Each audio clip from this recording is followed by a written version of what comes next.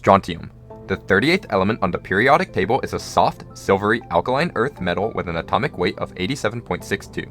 Like other elements in its group, strontium is highly reactive, especially with air and water, where it forms strontium hydroxide and hydrogen gas.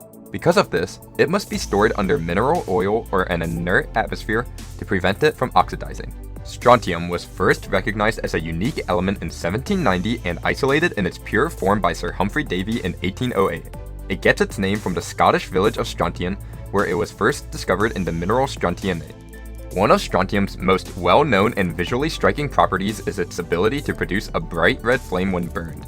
This property is due to the specific wavelengths of light emitted by excited strontium ions, making it ideal for use in red fireworks, flares, and signal lights. Strontium also has unique nuclear properties. The radioactive isotope strontium-90 is a byproduct of nuclear fission and is used in radioisotope thermoelectric generators and cancer treatments due to its ability to emit beta radiation.